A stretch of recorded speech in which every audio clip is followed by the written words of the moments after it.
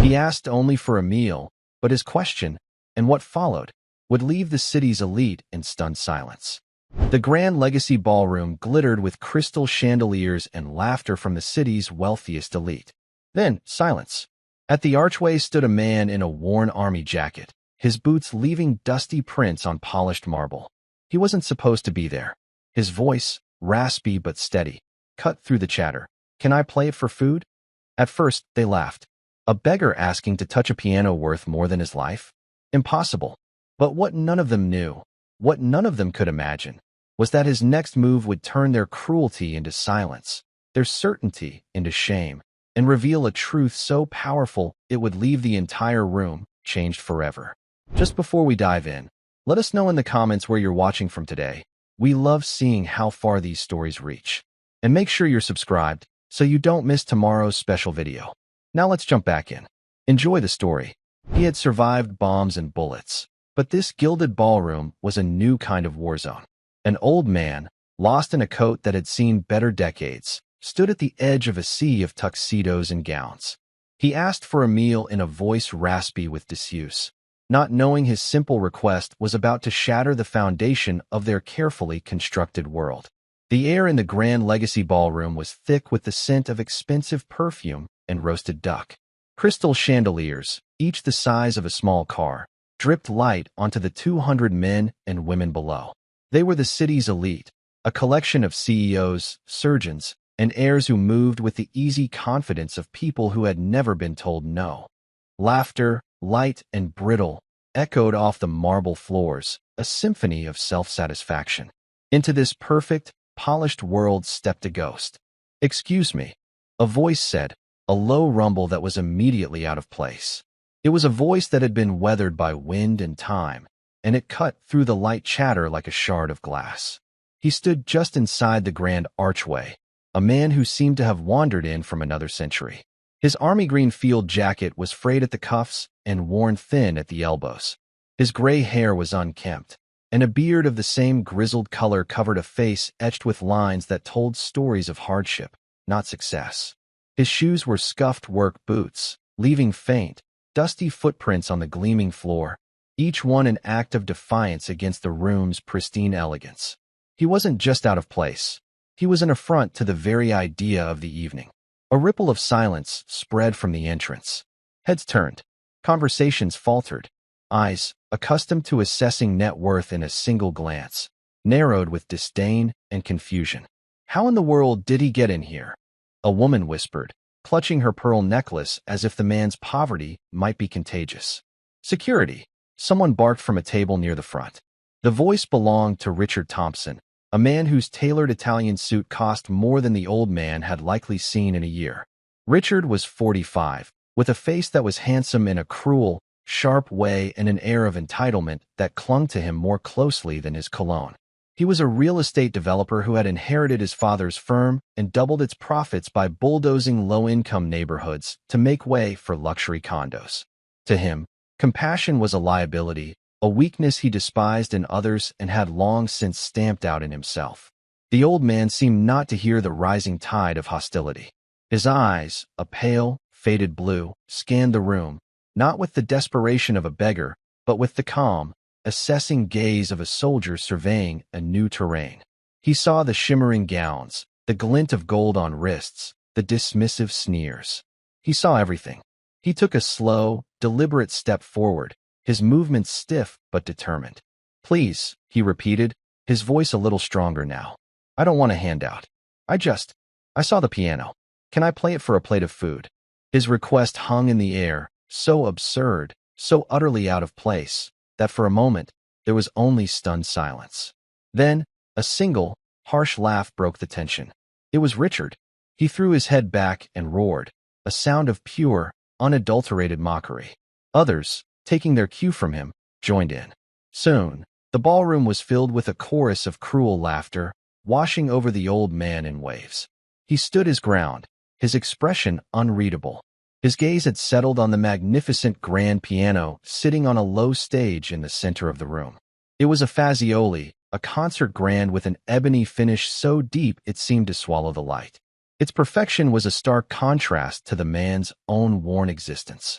Near the kitchen doors, a young waitress named Emily Carter watched, her heart clenching in her chest. She was a college student working 2 jobs to pay her tuition, and she recognized the quiet dignity in the old man's plea. She had seen that look before in her grandfather's eyes after he came back from his tour, a look of a man who had given everything and was now being asked to beg. She started to move toward him, a glass of water in her hand, but the hotel manager, a nervous man named Peterson, grabbed her arm. "Don't you dare, Emily," he hissed, his eyes darting toward the wealthiest tables. "He's not our problem. Getting involved will be the last thing you do at this hotel." Emily froze, torn between her job and her conscience. Her eyes met the old man's for a fleeting second, and she tried to convey an apology, a flicker of solidarity, but he was already turning his attention back to the crowd. "Security!" Richard Thompson shouted again, his face red with indignation. He was on his feet now, gesturing angrily. "Get this bum out of here. This is a private event. We paid for exclusivity, not to be accosted by street trash who think they can just wander in and ask for handouts." 2 large men in black suits began to move from the sides of the room. They advanced on the old man with the lumbering, unavoidable purpose of freight trains. The crowd quieted again, anticipating the sad, inevitable spectacle of his removal. But the old man simply raised a hand, a gesture that was not defensive, but commanding. The security guards paused, momentarily confused by his unexpected authority.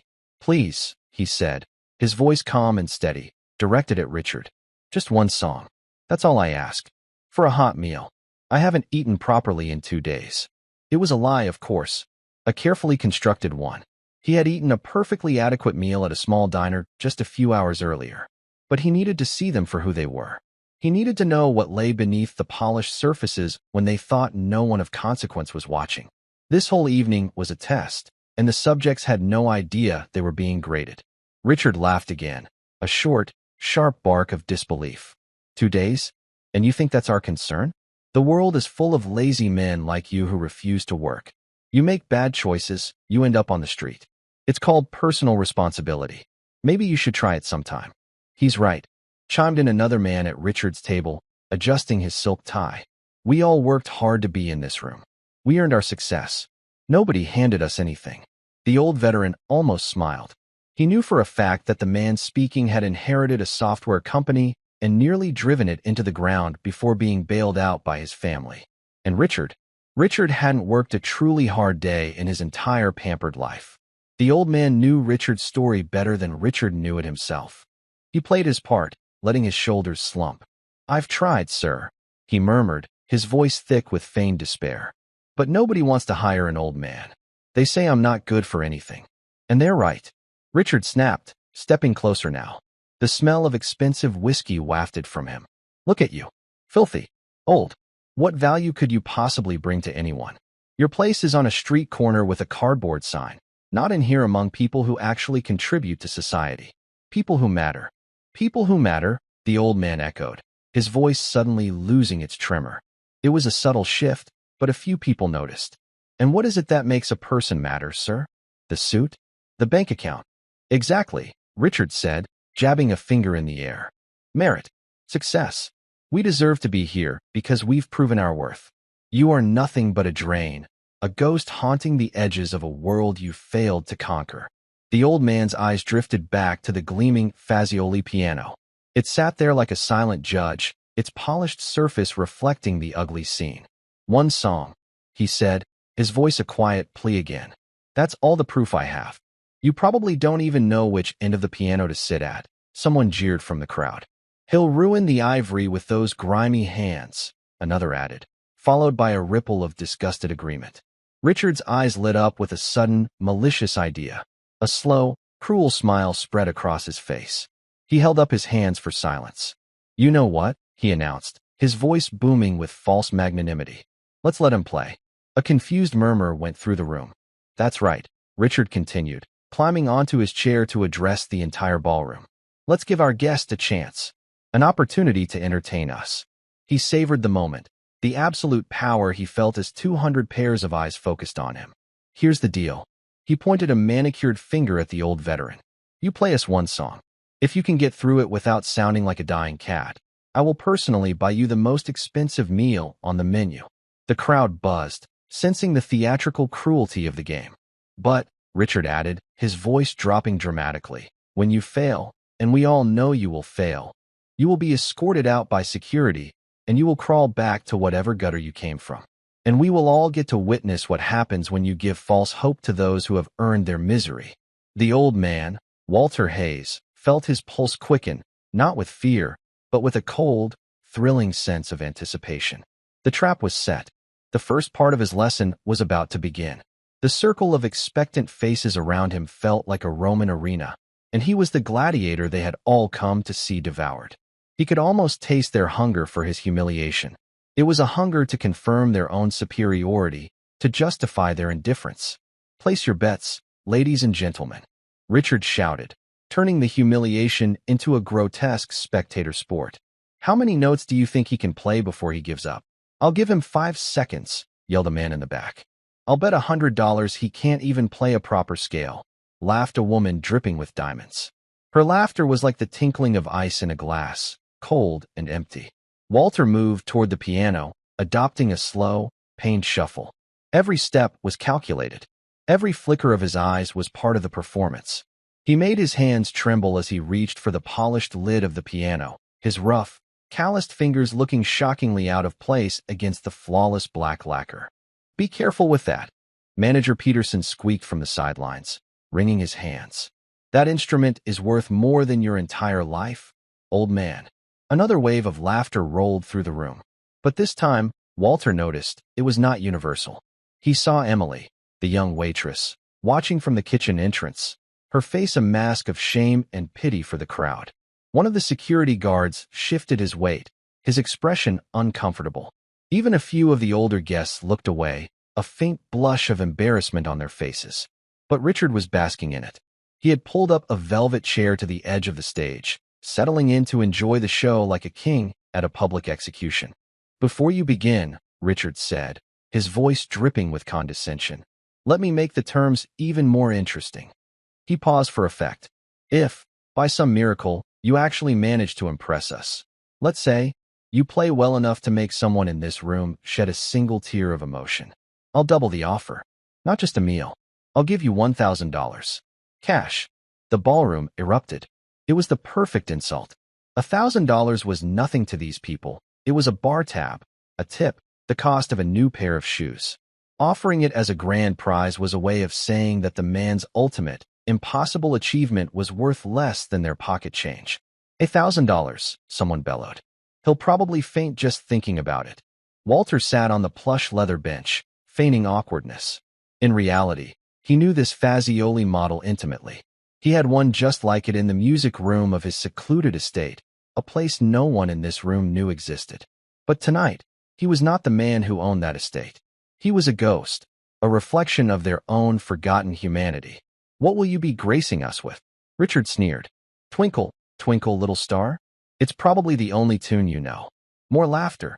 Walter remained silent, looking down at the 88 keys as if they were an ancient, cryptic text he couldn't decipher. He needed them to underestimate him completely. He needed their arrogance at its absolute peak before he began to tear it down, note by painful note. "Cat got your tongue," a woman taunted.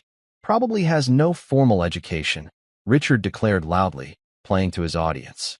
"No musical training. But we must be patient. We can't expect too much from a man who has clearly wasted every opportunity life ever gave him." Walter slowly lifted his head, his pale blue eyes finding Richard's. "Opportunities," he murmured, his voice just loud enough to be heard in the sudden quiet. "Oh, he speaks." Richard clapped his hands in sarcastic delight. "Yes, opportunities. The chances we're all given to make something of ourselves. Everyone in this room took theirs. That's why we're here, and you're there." "And where were you born?" Walter asked, his voice soft but clear. The question caught Richard off guard. "What does that matter?" "Just curious," Walter said, his eyes scanning the faces of the other guests. "Where did all of you grow up? What schools did you go to?" A palpable discomfort began to spread through the ballroom. While some here were self-made, many, like Richard, were the products of immense privilege, born into a world of private schools, family connections, and inherited wealth. "That's irrelevant," Richard snapped, his composure starting to fray. What matters is what we did with what we were given. And what did I do with what I was given? Walter asked, his voice still gentle. Clearly, nothing. Richard exploded, his voice raw with contempt. Look at yourself. You are a complete and utter failure. A nobody. The words hung in the air, their venom shocking even some of the more callous guests. Richard had crossed a line, moving from casual cruelty to something deeply personal and vicious. Walter looked down at his hands, then placed them over the keys. A hush fell over the room. This was it. 200 people waited for his failure, for the final confirmation of their own superiority. They waited for the dissonant, clumsy notes that would prove that some people were simply worth less than others. He closed his eyes for a long moment. When he opened them, something had changed. The vacant, weary look was gone. In its place was a focus so intense, so profound, that a few people in the front row shifted uncomfortably in their seats. What song is it? Richard demanded again, but his voice lacked its earlier confidence. It was now tinged with an inexplicable nervousness. Walter took a slow, deep breath. A song about a promise, he said. One I learned a long, long time ago. A friend taught it to me, in a place very far from here. How touching, Richard sneered, trying to regain control. A little sob story to win our sympathy. Well, it won't work. Now play. Walter pressed his right finger down on a single key. Middle C. The note that emerged from the Fazioli was not the clumsy, uncertain sound they all expected. It was perfect. It was pure, resonant, and impossibly clear, hanging in the silent air like a drop of liquid silver. It was a note played by a hand that knew the soul of a piano, a note filled with a quiet, sorrowful beauty that cut through the room's cynical atmosphere like a hot knife through butter. He held the note for 5 full seconds, letting its power and its mystery sink into every person in the room. When he finally lifted his finger, the silence that followed was different. It was no longer the silence of cruel anticipation. It was the silence of stunned, genuine surprise. Beginner's luck, Richard muttered, but a frown creased his forehead. His voice was a low whisper, as if he were trying to convince himself more than anyone else. That single, perfect note had been played with the kind of control that took years, not luck, to master. Walter's hands moved again, his fingers gliding over the keys with an unnatural grace. He played another note, then a third, weaving them together into a simple, haunting melody. It wasn't Beethoven or Chopin. It was something they didn't recognize. It sounded like an old folk song, something born in the mountains or on a lonely prairie. It was simple, yet infused with a profound sense of loss and longing. "What is that?" someone whispered. "I've never heard that before." Richard leaned forward in his chair, his eyes narrowed in concentration. This wasn't going according to plan. A homeless man wasn't supposed to know how to play with such feeling, such control. He was supposed to bang on the keys, to create a cringeworthy spectacle. He was supposed to fail. The simple melody began to build. Walter's left hand joined in, adding deep, resonant chords that gave the music a foundation of sorrow. The music spoke of rain-soaked fields and long marches, of letters never sent home, of the faces of friends lost too soon. It was a soldier's lament, played with the heartbreaking authenticity of a man who had lived it. His fingers, which had looked so rough and clumsy just moments before, now seemed to be extensions of the music itself, dancing over the ivory and ebony with a familiarity that could only come from a lifetime of practice. He was holding back, reining in the full force of his talent, giving them just enough to shatter their expectations, but not enough to reveal his true identity. It was a masterful game of suspense, and the entire room was his unwilling audience. "He must have heard it on the radio somewhere," Richard said, his voice tight. He was trying to provide a logical explanation, to shrink the old man and his talent back down to a manageable size. Anyone can memorize a simple tune. But even as he said it, he knew it was a lie. He could see the subtle shifts in tempo, the delicate control of the pedals, the way Walter leaned into a chord to give it more weight. This wasn't mimicry. This was artistry. Walter could feel Richard's unease. He could see him shifting in his velvet chair, the music acting not as entertainment, but as an interrogation of his own shallow soul. The haunting melody filled every corner of the ballroom. A strange magic began to work on the crowd. The whispers stopped. The waiters froze in place, trays of champagne forgotten in their hands. The security guards at the door had turned, their faces slack with wonder. The music was a magnet, pulling every bit of attention in the room toward the shabby old man at the piano. He's actually very good, a woman admitted, her voice filled with a reluctant awe. Good, Richard hissed, though he kept his voice low. It's a cheap trick to get our sympathy. But the lie was wearing thin. The music was becoming more complex. Walter began to weave a second melody into the first, a counterpoint that was faster, more intricate. It was a passage that required a dexterity that no amateur could ever possess. For a brief moment, he allowed a flicker of his true virtuosity to show. His fingers became a blur, flying across the keys in a cascade of brilliant, perfect notes that made several people in the audience gasp. For 10 seconds, he played like a world-class concert pianist. The sound was breathtaking, a torrent of musical genius that was as shocking as it was beautiful. My God, a man in the front row breathed, his voice trembling slightly. Richard shot up from his chair, his face a mask of disbelief. Impossible, he choked out. He can't do that. And just as quickly as it had appeared, the brilliant flash of mastery was gone. Walter returned to the simpler, sadder melody, as if that incredible burst of skill had been a mere fluke, a happy accident. He finished the piece with a few soft, final chords that faded into a profound, ringing silence. No one moved. No one spoke. The entire room seemed to be holding its collective breath. They had come expecting a farce and had instead witnessed something deeply, inexplicably beautiful. Emily was openly weeping now, tears streaming down her face.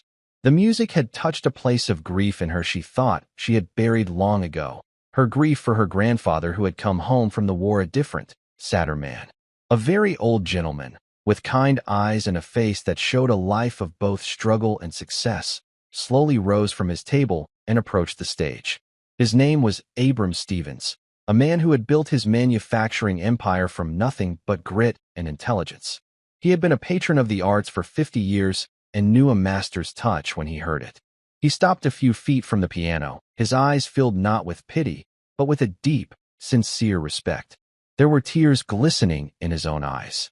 "Young man," he said, his voice gentle and raspy with age. "Where on earth did you learn to play like that?" Walter looked up at him. For the first time that evening, he dropped the submissive act and truly met someone's gaze. "Here and there, sir," he replied, his voice even. "My mother taught me the basics. The army taught me the rest." The answer was ambiguous, yet entirely true. His mother had indeed shown him his first chords on an old, upright piano, but it was in the long, terrifying nights in field hospitals and makeshift bunkers, playing on whatever battered instrument he could find, that music had become his anchor, his language for the unspeakable things he had seen. The army hadn't taught him technique, but it had taught him what music was for. It had taught him about soul.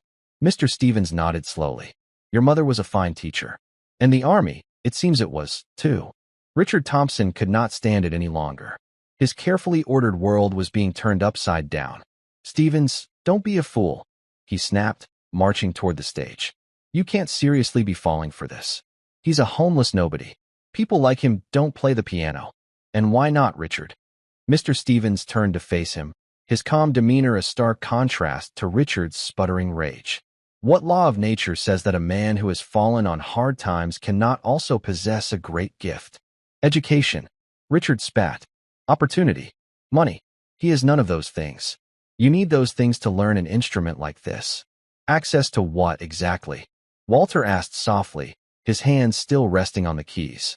His voice cut through Richard's tirade, silencing him. Richard sputtered, caught off guard. To proper training. To the best teachers. To conservatories." Walter allowed a small, sad smile to touch his lips. "With all due respect, sir," he said, his eyes sweeping across the silent, watching crowd. "You don't just learn music in expensive schools. You learn it by living. You learn it by hurting. You learn it when the melody in your head is the only thing keeping you from going insane. You learn it when you have nothing else left." His words resonated through the ballroom. Several guests, even the most cynical among them, found themselves nodding in agreement. They were simple, powerful words of truth, and they exposed the poverty of Richard's own worldview.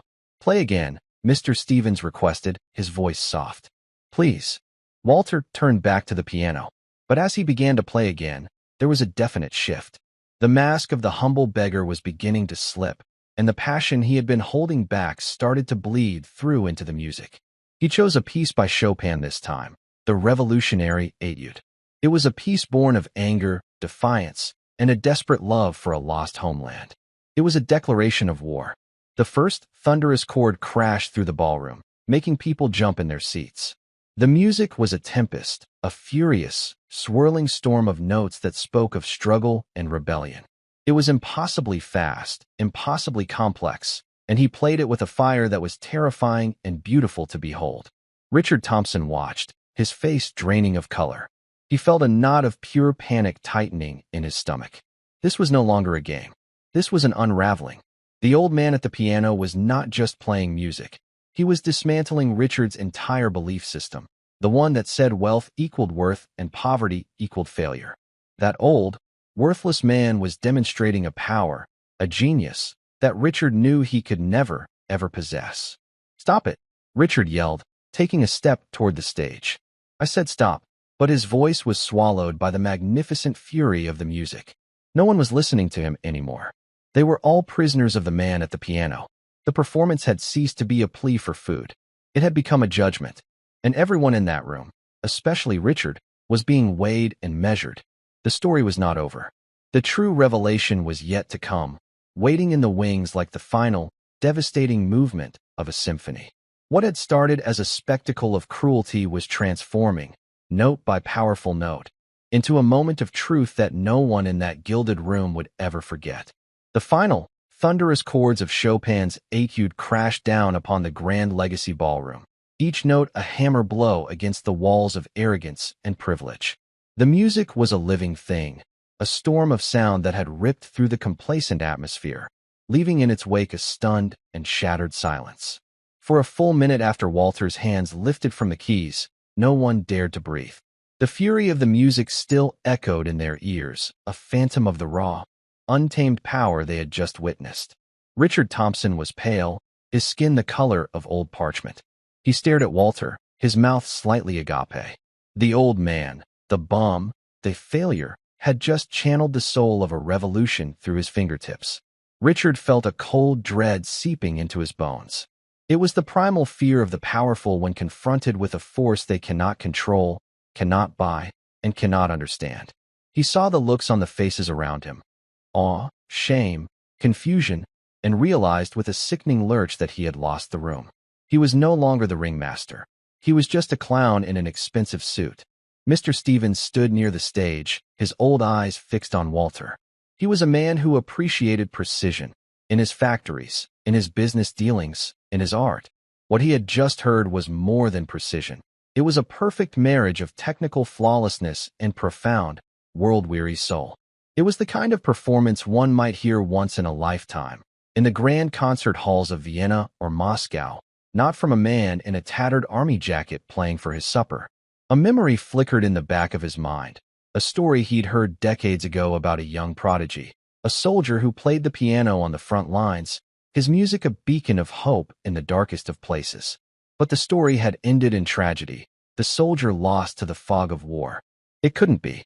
Emily, the waitress, leaned against the wall by the kitchen, her hand pressed against her heart, as if to keep it from beating out of her chest. The music had shaken her to her core. It wasn't just beautiful, it was true. It spoke of a pain so deep and a defiance so fierce that it made all the petty concerns of her own life, and the ostentatious wealth of the people in this room, seem utterly insignificant. She looked at Walter not with pity, but with a reverence usually reserved for heroes. Walter sat on the piano bench, his back straight, his breathing even. He let the silence stretch, allowing the full weight of what he had done to settle upon them. He could feel their judgment shifting, their certainty cracking. He had their complete, undivided attention. Now, it was time for the second part of the lesson. Slowly, deliberately, he raised his hands back to the keyboard. A low murmur rippled through the crowd. They thought the performance was over. What more could he possibly do? His fingers touched the keys again, but this time, there was no thunder, no fury. The notes that emerged were as soft and gentle as falling snow. He began to play Debussy's Clair de Lune.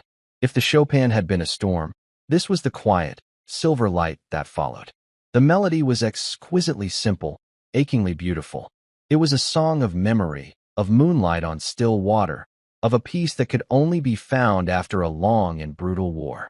Each note was a teardrop, a prayer, a whisper of hope in the darkness. The emotional whiplash was staggering. He had shown them his fire. Now he was showing them his heart. He played with a tenderness that was almost unbearable to witness. He closed his eyes, his head slightly bowed, lost in a world that only he and the music inhabited. The audience could feel him communing with ghosts, with memories of people and places long gone. The music was no longer a performance. It was a confession. This was the peace that broke them. The woman who had laughed about his grimy hands found herself covering her mouth, a sob caught in her throat. The man who had bet he couldn't play a proper scale was staring at his own manicured hands as if seeing them for the first time, wondering what they had ever created that was half as beautiful. All across the room, the hard, cynical facades began to crumble. Tears welled in eyes that hadn't cried in years.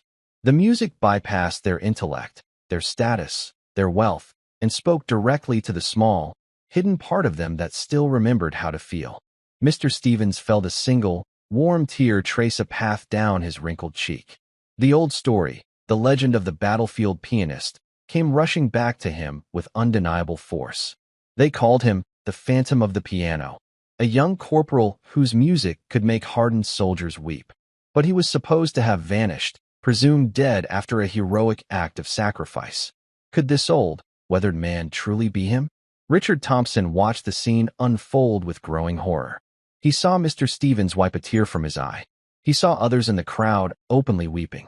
The bet, the impossible, humiliating condition he had set, play well enough to make someone in this room shed a single tear, had been met. And not just by one person, but by dozens. He had been so certain of the man's failure, so confident in his own superiority. That certainty now lay in ruins around him. The $1,000 felt like a pittance, an insult to the majestic talent on display. But it was more than the money. He had been publicly, spectacularly wrong. He, Richard Thompson, had been made a fool of by a homeless man. The humiliation burned hotter than any anger.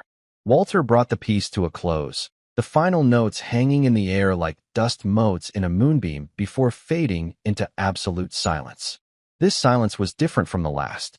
It was deeper, more profound. It was a silence filled with respect, with awe, and with a heavy dose of collective shame. For a long moment, Walter simply sat, his hands in his lap. Then, he slowly pushed the bench back and stood up. As he rose, his posture changed. The weary slump was gone. He stood tall, his shoulders squared, his spine straight. The transformation was astonishing. He was no longer a hunched-over vagrant. He looked like a soldier standing at attention. He turned to face the room, and his eyes, clear and sharp, locked onto Richard Thompson. "You owe me $1,000, he said. His voice was no longer the raspy, pleading murmur from before. It was a clear, steady baritone, filled with an authority that commanded attention. Richard, flustered and enraged, fumbled for his wallet. He pulled out a thick wad of $100 bills and strode to the stage. He didn't want to hand it over. He wanted to throw it.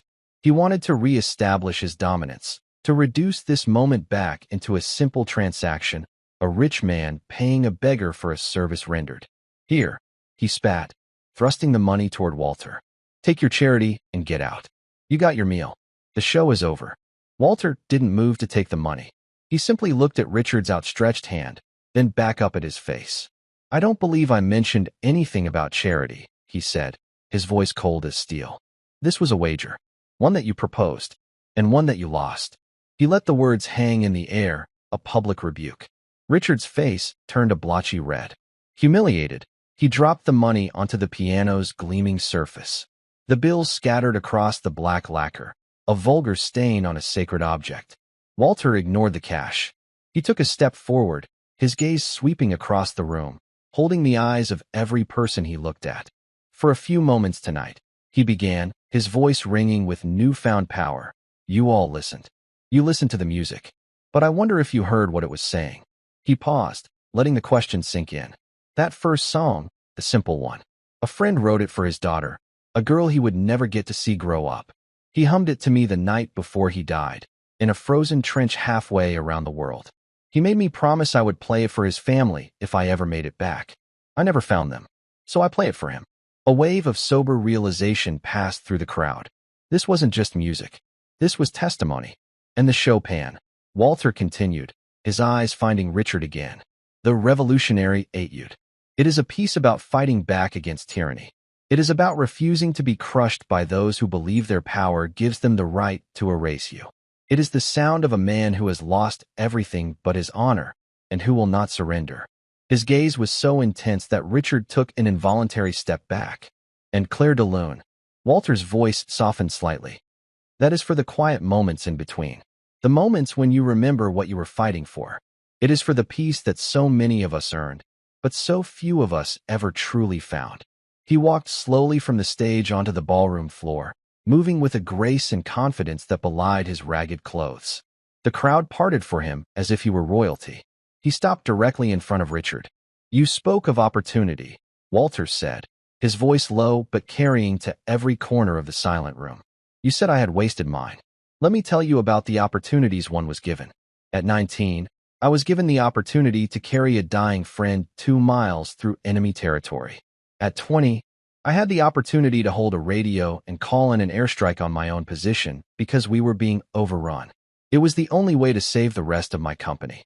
Gasps rippled through the ballroom. The man who had mocked him for not taking his opportunities had done so from a position of inherited wealth. This man had been given opportunities to sacrifice, to suffer, to die for people like Richard. I had the opportunity, Walter continued, his voice hardening, to spend 3 years in a prisoner of war camp, where the only thing that kept me and the other men sane was humming the melodies of Beethoven and Mozart in the dark, because music was the one thing they couldn't take from us. Mr. Stevens, who had been listening with rapt attention, finally stepped forward. His face was ashen. The pieces had clicked into place. The legend was real. My God, Mr. Stevens whispered, his voice trembling with emotion. He looked at Walter, but he was speaking to the entire room. Don't you know who this is? All eyes turned to the old industrialist. During the war, Mr. Stevens said, his voice growing stronger, there were stories that came back from the front. Stories of a young corporal, a musical prodigy from a small town in Ohio, who became a legend. They said his music was a weapon against despair. They said he would find ruined pianos in bombed-out churches and play for the troops, reminding them of the home they were fighting for. He turned back to Walter, his eyes filled with a mixture of disbelief and profound reverence. They called him the pianist of the Ridge. After the battle at Hill 749, where he saved his entire platoon by volunteering for a suicide mission to draw enemy fire, he was reported missing, presumed killed in action. He was awarded the Medal of Honor posthumously. Mr. Stevens took a shaky breath, his eyes never leaving Walter's face. His name was Corporal Walter Hayes. A collective, audible gasp swept through the Grand Legacy Ballroom. The name echoed in the silence, a name from the history books, a name synonymous with heroism and sacrifice. They were not looking at a homeless man. They were standing in the presence of a legend they all thought was dead. Walter Hayes offered a small, sad smile. Reports of my death, he said, his voice laced with a weary irony, were greatly exaggerated. Richard Thompson stood frozen, his world utterly shattered. He was staring at a ghost, a national hero, a man whose portrait hung in museums, a man he had called a failure, a bum, a nobody. The sheer, catastrophic scale of his misjudgment was so immense, so complete, that he felt as if the floor was about to open up and swallow him whole. But the final, most devastating revelation was still to come. For Walter Hayes had not wandered into this ballroom by accident. He had a very specific reason for being here tonight, and his purpose had everything to do with the very event they were all celebrating. The name, Corporal Walter Hayes, fell into the stunned silence of the ballroom like a stone dropped into a deep well. The ripples spread instantly. An older woman at a table near the back gasped, her hand flying to her chest. Walter Hayes? It can't be. My father served with him. He spoke of him until the day he died. Another man, a retired judge known for his stoicism, pulled out his phone. His fingers, usually so steady, trembled as he typed the name into a search engine. The screen lit up with grainy black and white photos of a handsome young soldier, a brief biography, and the official citation for his Medal of Honor. He looked from the young face on the screen to the old, weathered face of the man standing before them. The eyes were the same, pale, clear, and filled with an ancient, knowing light. "It's him," the judge whispered to his table, his voice hoarse with disbelief. "It's really him." The whispers became a roar of hushed, frantic conversation. The story of Walter Hayes was not just a piece of military history. It was a part of the nation's mythology. He was a symbol of a bygone era of courage and sacrifice, and he was standing in their midst, wearing the clothes of a man they had just dismissed as human refuse. The shame in the room was a palpable, physical thing. It was thick and suffocating, clinging to the expensive suits and silk dresses like a shroud. Richard Thompson's mind simply refused to process the information. His brain was a frantic mess of denial and panic. "No," he stammered, shaking his head. "No, this is a trick. A lie. He's a con artist who read a history book. Walter Hayes is dead." Walter turned his calm, unwavering gaze back to Richard. "I assure you, I am very much alive," he said, his voice quiet but carrying an immense weight. "But for a long time, I preferred to be a ghost. It's simpler. Ghosts don't have to watch the world they fought for forget its promises. They don't have to see the honor they bled for get traded away for selfishness and greed." His eyes swept the room, and every single person felt the sting of his words. They had come here tonight for a charity gala, an evening to feel good about themselves, to write a check and pat themselves on the back for their generosity. They had seen it as an obligation, a social function. Not one of them had truly considered the people they were supposedly there to help. To them, the veterans were an abstract concept, a faceless, needy group to be pitted from a safe distance. But now, that concept had a face, a name, and a voice that was holding them all to account. "You're all here tonight for a noble cause," Walter said, his voice taking on a new, sharper edge. "You are here to raise funds for the new downtown Veterans Support Center, a place meant to help men and women who have returned from service and found themselves lost. A place to offer them counseling, job training, and a hot meal. A place to show them that the country they served has not forgotten them." He let the irony of his statement hang in the air. "A worthy cause," he continued. "So worthy, in fact, that an anonymous donor gave $5 million to get this project off the ground. That donation is the reason you are all here tonight. It paid for this ballroom, for your exquisite food, for the very champagne you were drinking when you laughed at a hungry old soldier." A new wave of shock rippled through the guests. They all knew about the mysterious benefactor. His generosity had been the talk of the city's philanthropic circles for months. Richard Thompson stared at Walter, a horrifying suspicion dawning in his eyes. It was a thought so preposterous, so utterly world-shattering, that he couldn't even form the words. Walter gave a slight, almost imperceptible nod, as if reading Richard's mind. "I've been fortunate in my life since the war," he said simply. "I started a small business. It did well. Very well. I've always believed that the best way to honor the men who didn't come back is to take care of the ones who did. So when I heard this city was trying to build a new center, I wanted to help. I made the donation." The final piece of the puzzle clicked into place. The room fell into a silence so complete that the clinking of a fork being dropped in the distant kitchen sounded like a gunshot. The homeless man they had mocked, the veteran they had scorned, was the very reason they were all here. He was their host, their benefactor, their judge. "But I don't just give my money away," Walter continued, his voice turning hard as granite. "I need to know it will be put to good use. I need to know that the people in charge of helping my fellow veterans actually care about them as human beings, not just as a cause to put on a letterhead." His eyes bored into Richard. "That is why I came here tonight like this. I wanted to meet the chairman of the fundraising committee. I wanted to look him in the eye. I wanted to see his character for myself." Richard felt the floor drop out from under him. His legs trembled, and he thought he might collapse. This wasn't just a social blunder. This was the complete and total annihilation of his reputation, his career, his very identity. He had been weighed and measured by the one man whose opinion mattered most, and he had been found grotesquely wanting. "You, Mr. Thompson," Walter said, and his voice was now devoid of all emotion. It was the flat, final voice of a man passing sentence. You stood here tonight and declared that a man in my position was a drain, a failure, a nobody. You looked at a veteran who you believed had nothing, and you showed him nothing but contempt. You turned his plea for help into a cruel game for your own amusement. He took a step closer. Richard flinched as if he'd been struck. How can a man with so much poison in his heart be trusted to care for those who are suffering? Walter asked the room. How can he run a center that requires empathy when he has none? How can he honor sacrifice when he has never sacrificed anything in his entire pampered life? He didn't need to wait for an answer. The verdict was written on the faces of everyone in the room. Richard Thompson was finished. Effective immediately, Walter announced, his voice ringing with absolute authority. You are removed from your position as chairman of the committee.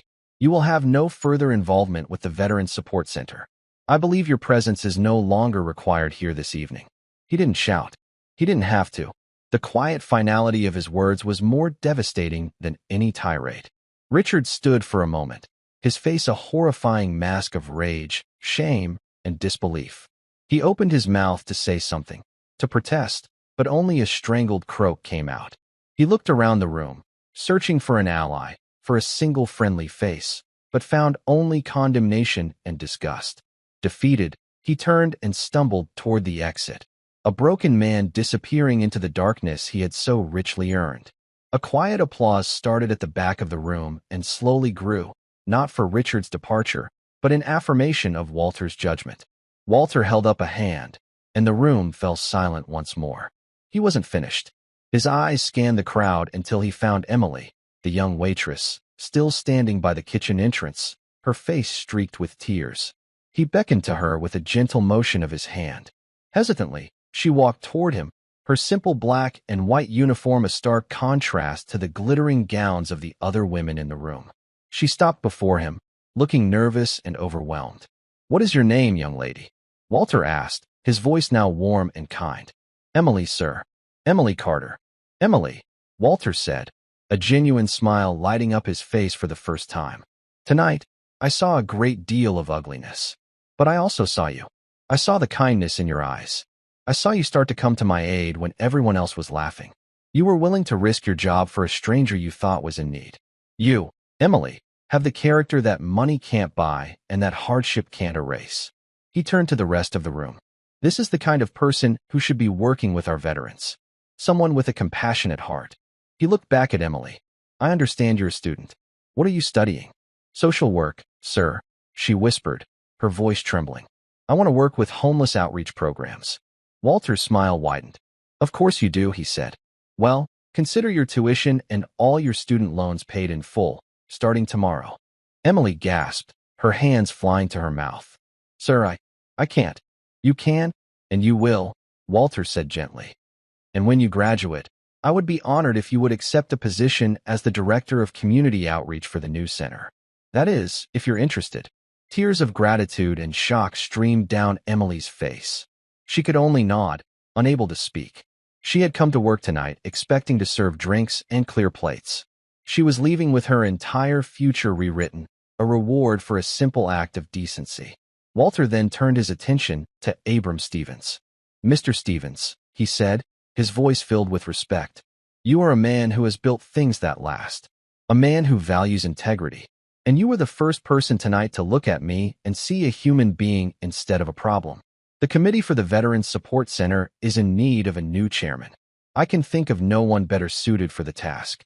Mr. Stevens, visibly moved, walked forward and clasped Walter's hand. It would be the greatest honor of my life, Corporal Hayes, he said, his voice thick with emotion. Finally, Walter walked back to the piano. He gathered the scattered $100 bills that Richard had thrown there. He walked back to the stunned, weeping Emily and pressed the wad of cash into her hand. I believe this is yours, he said softly. The prize for winning a bet you didn't even know you were part of. Mr. Thompson wagered that no one in this room could be moved to tears by my music. You and Mr. Stevens proved him wrong. You proved that humanity could still be found here. He gave her hand a final, paternal squeeze and then turned to address the entire ballroom one last time. Look around you, he commanded.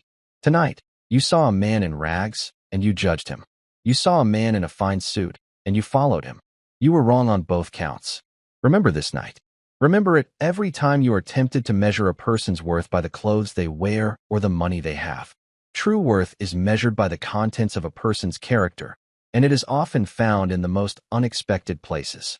With that, he turned and began to walk toward the grand archway. The hotel manager, Peterson, who had been hiding in terror, rushed forward, his face slick with sweat. "Mr. Hayes, sir, I am so terribly sorry. Please forgive me. I had no idea." Walter stopped and looked at the man. He didn't say a word. He simply held the manager's gaze for a long, silent moment.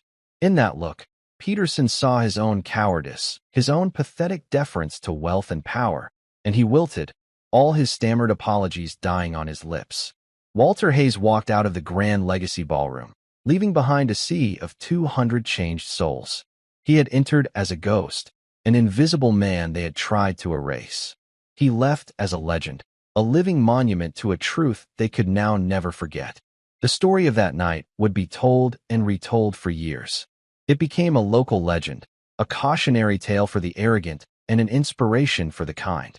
The Veterans Support Center opened 6 months later, with Mr. Stevens at the helm and a passionate Emily Carter changing lives on the ground.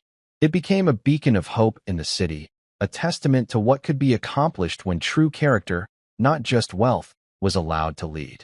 And in that gilded ballroom, the beautiful Fazioli piano stood as a silent witness. It had been the instrument of a test, the vessel of a lesson. Its keys had channeled the sorrow of a soldier's lament, the fire of a revolution, and the gentle light of hope. The music, in the end, had done more than fill a room with sound. It had filled it with truth. Thank you for following this story. If you enjoyed it, please subscribe and share your thoughts below. Where are you watching from? Let us know in the comments. Stay tuned for more immersive stories.